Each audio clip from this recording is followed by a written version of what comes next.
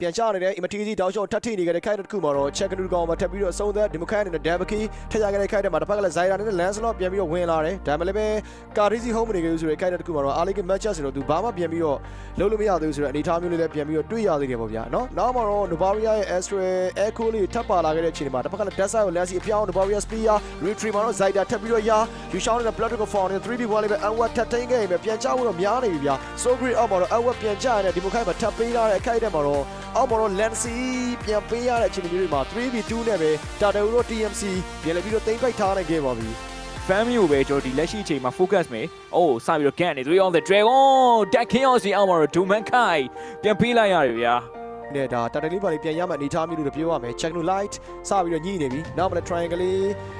ဆိုင်တာကင်နာခဲ့တဲ့ခက်တဲ့တစ်ခုမှာ Black Dragon Fall စပြီးတော့ပေးထားရ Mount Shot က Novaria Echo လေးပြန်ပေးခဲ့မယ်အောက်ကနေ backline ကိုရက်လာခဲ့တဲ့ Zaida ဆက်ပြီးတော့ရလို့နောက်မှလည်း Yushao Black Dragon Fall Dragon Tail လေးပြန်ကြည့်ခဲ့တဲ့ခက်တဲ့မှာ Our Only 3v1 နဲ့ပြန်ချဖို့တော့များနေတယ် AOG ထပ်ကုန်ထားခဲ့တဲ့ခက်တဲ့တစ်ခု Lancy နဲ့ Fall လေးပြောင်းခဲ့မယ်တစ်ဖက်ကလည်း Immatisi ကိုလိုက်ကြည့်နေခဲ့တဲ့ Death Side Fall လေးပြောင်းမှာတစ်ဖက်က Novaria Echo လေးထပ်ပေးထားတဲ့နောက်မှာတော့ပြန် 4 by 1 လေးသွားပြီးတော့ညှိနေတယ် Domakan နဲ့ Biko Doran Wolf Game Triangle လေးအောက်မှာတော့ Zaida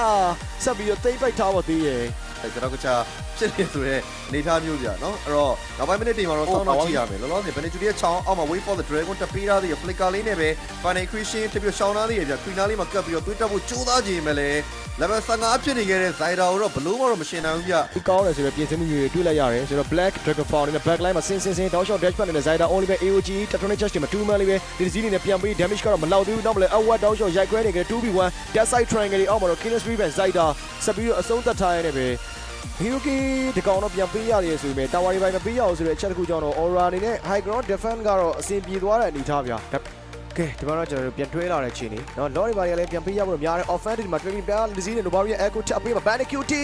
နောက်ကပါလာခဲ့ damage တော့အောင်တော့ပြန်ပြီးတော့ကျသွားတယ်ဗျာလောကတော့ပြန်ပေးရဖို့ရှိနေတယ်ဘက်ကတော့ကျွန်တော်လက်ရှိမှာအဲ့ minion wave သူတို့ထိန်းတဲ့ပုံမှာပဲမူတီလိမ့်မယ်ဗောနော် AOG ထောက်ထားတယ်မကြောက်ဘူးတော့လိုအပ်တယ်တော့ Butterfly ခဲပြီးတော့ Doman တစ်ဖက်မှာ Tectonic Charge နဲ့ပြန်ထိန်းထားတယ် 2man elbow နေတော့မှတော့မရသေးဘူးဗျ Dragon Fall ပြောင်းသွားနေပဲ Doman ကောင်စကြတယ် Land Shake က 3man controller Elbow Flicker ငကားရှိယူပြေးမောက်ရက်လဲရဗျာ Double KD မှာ Immatisi မှာပိုင်ဆိုင်သွားနေပဲ Lord of Rura ပြန်လေပြီးတော့ရှင်းထားလို့ရမယ်ဒါပေမဲ့ကျွန်တော်ဒီအချိန်ကတော့ online mega အထိပါကျွန်တော်ကြောင်းတော့မယ် TNC အနေနဲ့တော့ high ground attack တခုတော့ပုံဖော်နေသေးပဲဗျာ